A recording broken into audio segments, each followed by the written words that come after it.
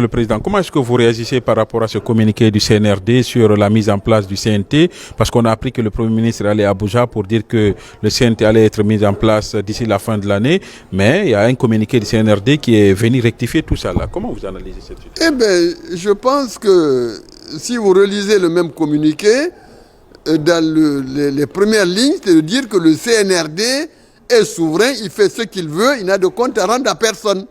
Et voilà tout le problème. Et quand on s'engage sur cette voie-là, eh bien, on prend des risques énormes pour soi-même et pour la stabilité politique et sociale du pays. Donc il y a un problème.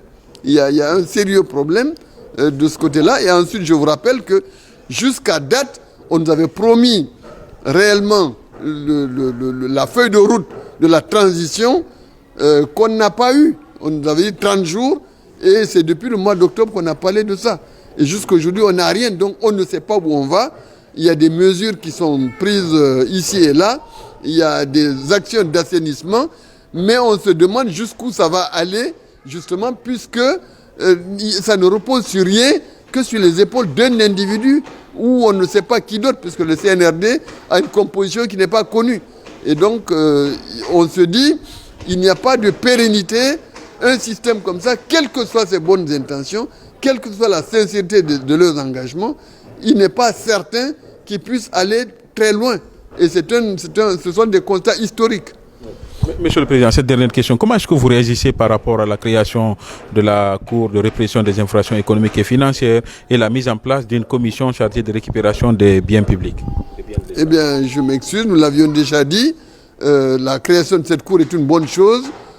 C'est un effort supplémentaire pour arriver à marquer réellement le coup sur le fait que les crimes économiques, je dis économiques puisque les crimes économiques, il y a les crimes économiques et les crimes financiers. Il ne faut pas oublier qu'on a des dizaines de milliers de morts en Guinée invisibles à cause des nourritures impropres à la consommation qui sont importées, vendues sur les marchés et que les pauvres gens achètent dans l'ignorance et qui meurent de cancer, de diabète et de toutes sortes de maladies incurables.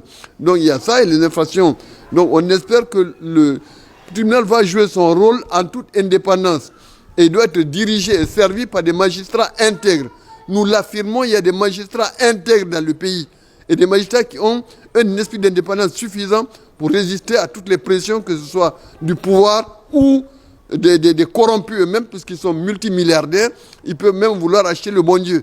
Donc cette cour, là aussi, c'est une question de volonté politique. La création de cette cour, c'est pour nous, pour l'instant, un texte, c'est du papier. Tant qu'on n'aura pas vu des actes concrets, on ne pourra pas juger de l'efficacité de cette cour. Maintenant, avant de terminer, on attire l'attention des autorités sur le fait qu'il y a une urgence, il y a plusieurs urgences. Dans les mines, il y a une urgence. Les gens se plaignent. On n'a pas résolu le problème des fameux sous-traitants qui réduisent les Guinéens en esclavage face à des soi-disant investisseurs étrangers qui s'en servent pour surexploiter les Guinéens comme Africains, comme des esclaves.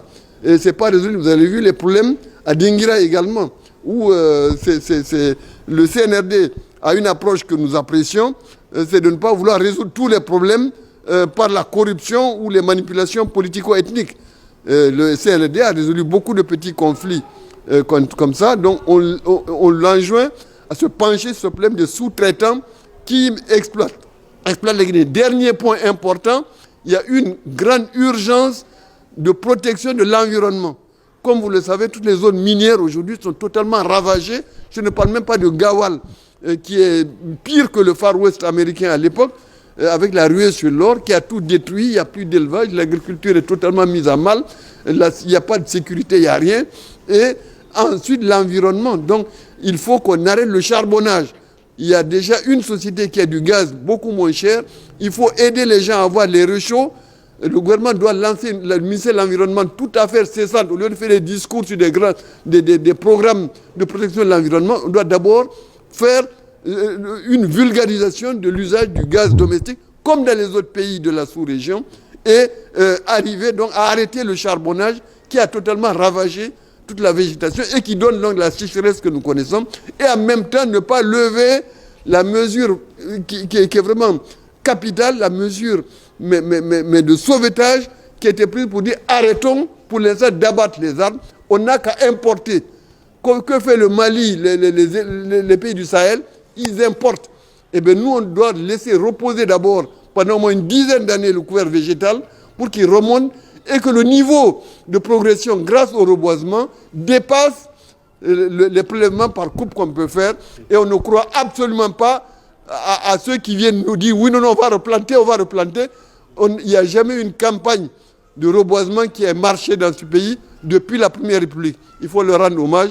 C'est sous la Première République qu'on a eu les premiers reboisons qui ont continué le travail donc, du colonisateur. M. le Président, aujourd'hui, quel sort pour le président Alpha Condé, l'ancien président, votre ami, votre grand frère? Oui, c'est mon grand frère, c'est mon ami. Moi, je lui souhaite surtout bonne santé. Et il faudra c'est une bonne chose s'il peut comprendre que nous sommes tous des créatures du bon Dieu et qu'il n'y a qu'un seul bon Dieu, il n'y en a pas deux sur terre. S'il peut comprendre ça, il aura beaucoup compris. Il faut le libérer ou il faut... Je vous ai dit ce que je pense. C'est d'abord lui qui doit faire son examen de conscience, qu'il comprenne qu'il n'est pas le bon Dieu. Il a cru à la corruption, il a cru aux manipulations politico-ethniques, il a cru à toutes les magouilles et manigances. Et il a mené le pays dans une situation pire que le Zaïre de Mobutu. Eh bien, il serait bon qu'il réfléchisse un peu à cette situation dans laquelle il a plongé le pays, qu'il soit responsable ou pas responsable, mais c'est sous son règne qu'on a eu cette situation absolument abominable et insupportable.